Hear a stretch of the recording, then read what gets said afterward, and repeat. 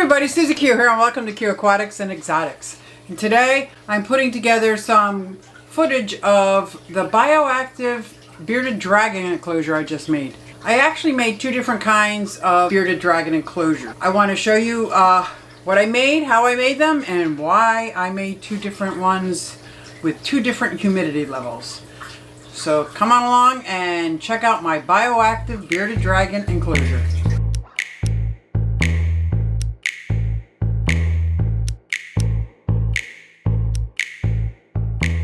So the first thing I want to do is, if you notice, first of all, it's a very odd setup where this is in a 36 by 18 stand, and that's the exact size in the enclosure. So these doors don't open all the way without coming back. So I always got to be careful that I don't hit my shoulder, hit my head. I mean, that really hurts when you hit your head on the corner. So you'll see I'll probably close it a lot or just be very careful with it. But what I have noticed, even when I have the outside encased in something, like over here I have it encased in felt so they can't see each other, or I have something in the back but the back's on the inside, that's good. But when the back is on the outside, they still see their reflection at night. And a lot of times their reflection, I can see, stresses them a bit, where they're either being submissive or, you know, they think they got a honeydew on the other side. So what I want to do is cover the inside so that they don't see the reflection.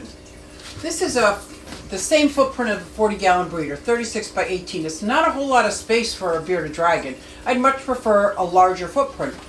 And actually, as Milo gets older, he'll probably get a larger footprint. But right now, he is just turning a year, not quite a year yet. So this 40-gallon will be perfect size for him for right now. But I still don't want him to see the reflection. But with that being said, I don't want to take up too much room. So there are some, let's see, there are so many different options you can do for your walls and your sides. Some people just silicone this mat around the sides and the walls so they can't see it. Other people put tile or linoleum, peel and stick linoleum that looks like brick and whatnot. Anything that makes you happy and that's not hurting your bearded dragon is going to offer some kind of enrichment. Go for it. There's probably a different way to make an enclosure for as many different bearded dragons out there. I know a lot of people were asking me questions on my bearded dragon enclosure, and I only know my experience and what I've done and what I do, like, and how I deal with it. So, and I'm gladly share this. That's what my whole channel is based on. Me sharing my passion of my animals with you. I'm not the reptile police, I'm not the fish police, I'm not here to tell you that my way is the only way, because it's not. You've watched my videos, you know some of my ways just don't work. But I keep plugging away, I keep doing my research, and I keep doing what I believe is best for my animals. And I hope you do too. I have made backgrounds with this great stuff. I spray it on, it puffs all out. I'll put bark in 3-dimensional on shelves, and then I'll carve it down, silicone, and then put some cocoa fiber or ego earth on the wall and make it look 3-dimensional. And that's what I did for my crusty gecko. That's great. They were in a much larger enclosure, and those animals are much smaller, so I had no problems. This I want to keep as much space as possible, but I want to have them not see the reflection, especially at night when the lights go off and there's still a light on, and I see that they get a little stressed out.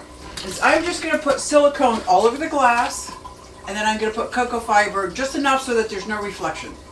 I'm thinking that's going to be easiest, quickest way, since I have all those ingredients. So let me get started by removing all this.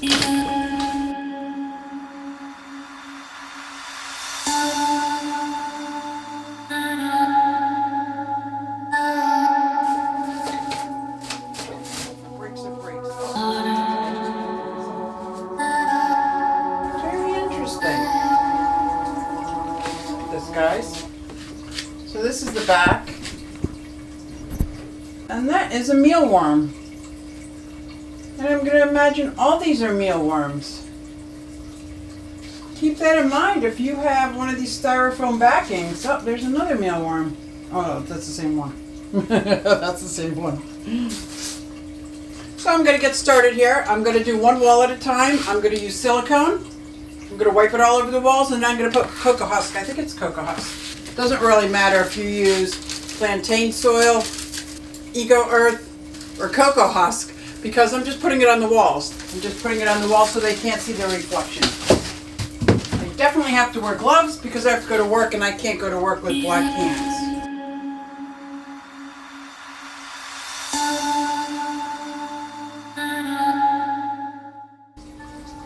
Okay, and keep in mind I'm using 100% silicone.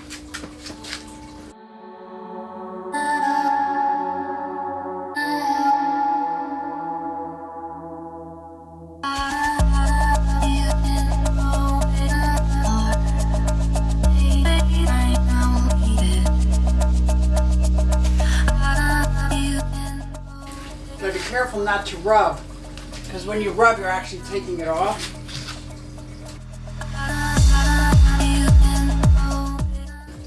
Last wall. I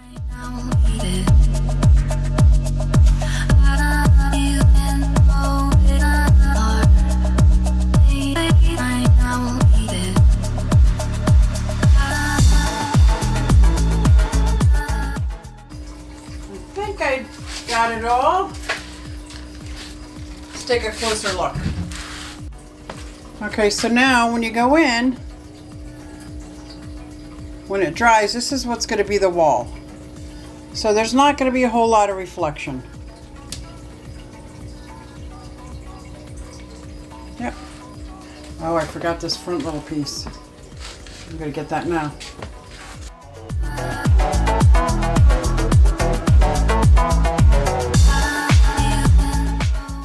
Step one is done. My bearded dragon is not going to see his reflection when he looks around. That's good. Actually, the next step is going to be the substrate, specifically for my cleanup crew. So I'm going to be putting in the arid soil. I'm also going to be adding some sphagnum moss.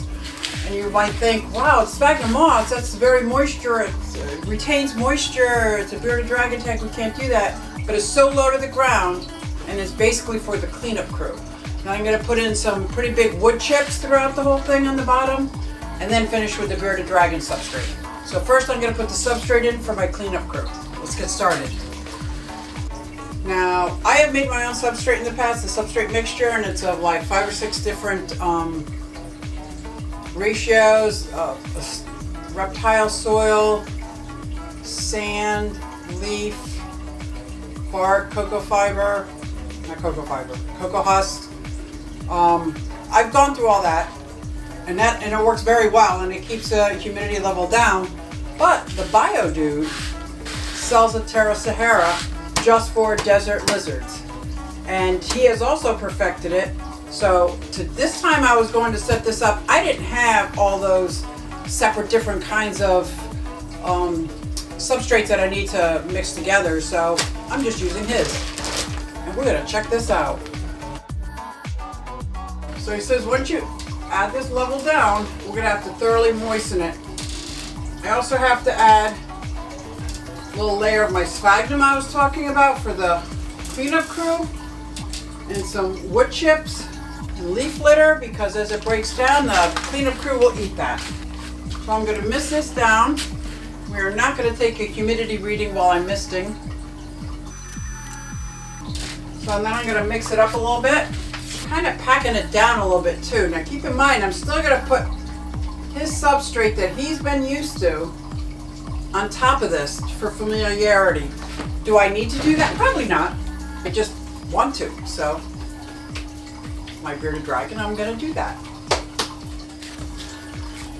So let me get some sphagnum moss. I'm going to get the sphagnum moss, and I'm going to bring out my cleanup crew so you can see them. Let's check out these springtails. If you look very carefully, can you see that? Try another light. They're little tiny white, and they're walking around, they're hopping. And there's lots of them. Can you see them in here? Now these springtails I got at a reptile show, but you can also cultivate these in your carbon. I'm going to mix these in. So these are from Josh's frogs. They come in carbon. As I pour a little water and you see them floating all over the top. I can just pour off the top and keep a culture behind. There's a whole lot of springtails in there. So I'm going to add a little bit more springtails. So now here are the powder blue. So do you see all those isopods? There's probably a dozen in here. We'll put those in. They're eating the catappa leaves. We're going to keep those leaves in. We're going to keep this in. We're going to keep all these things that they're used to in. Oh, they are beautiful.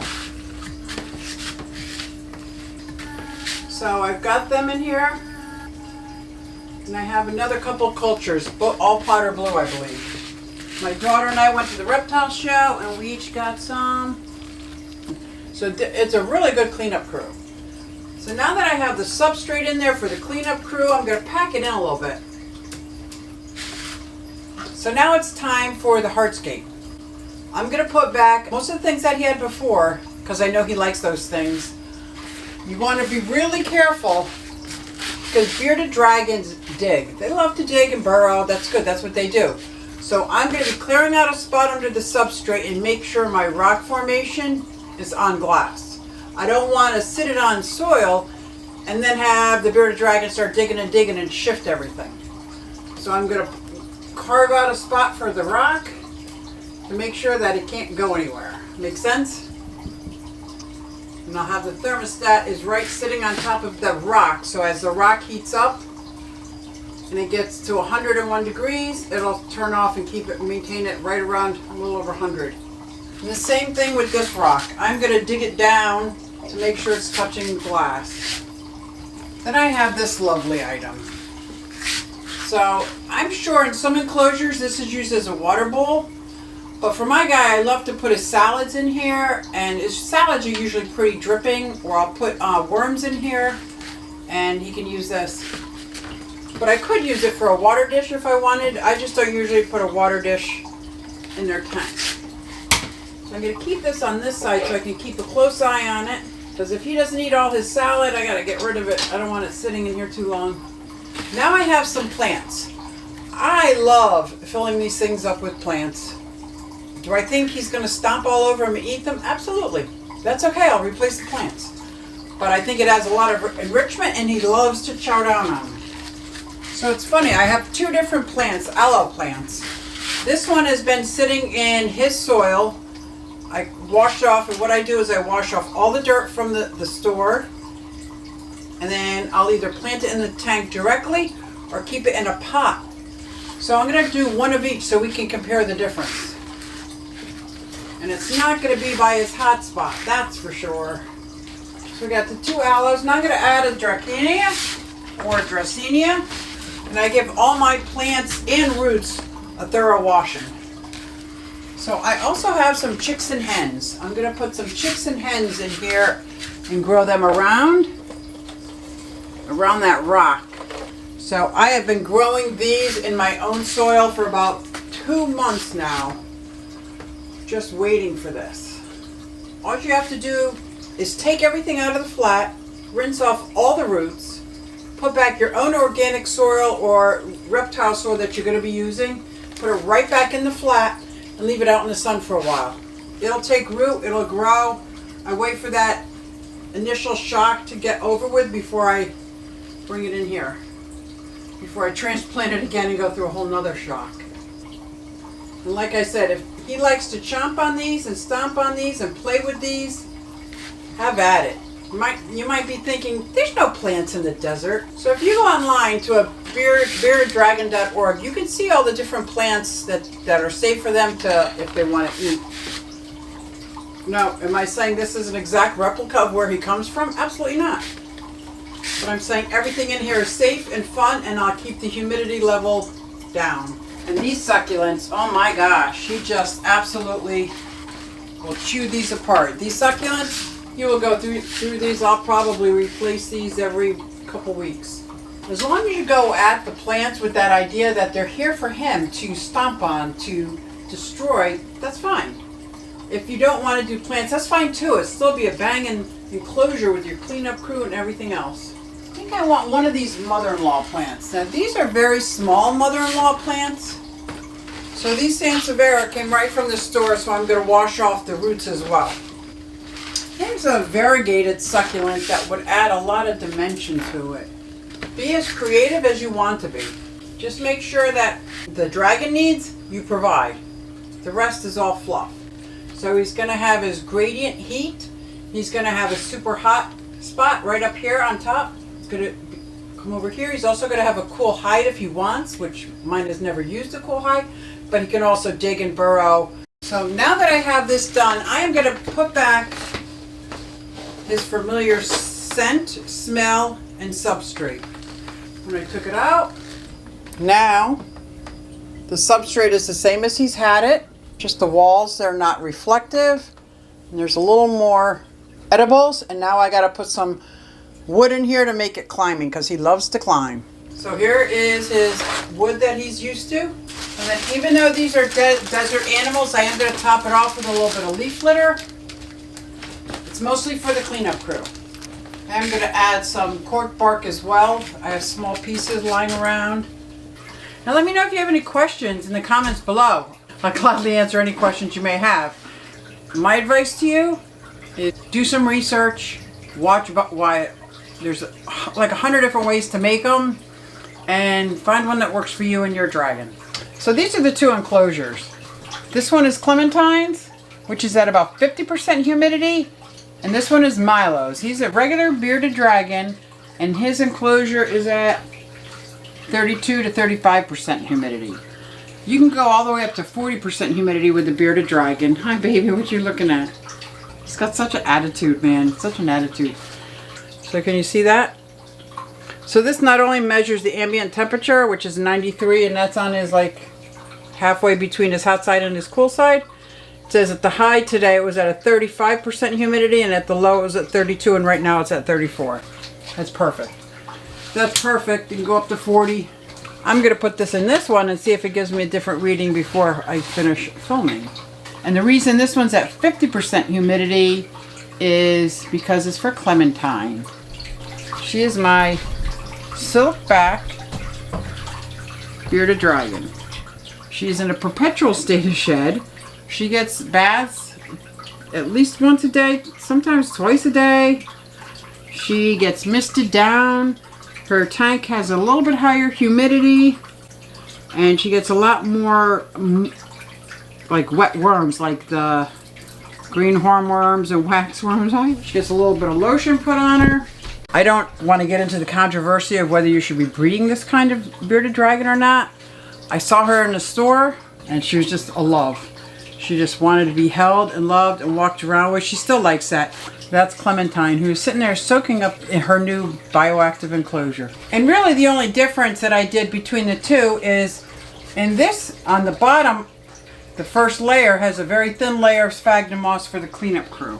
On this one, there's not only a sphagnum layer on the bottom for the cleanup crew, but then after I put the dirt in, I put some more clumps of sphagnum moss down so that I could create a little bit more humidity. But that in itself, and these plants get watered a little bit more than these plants.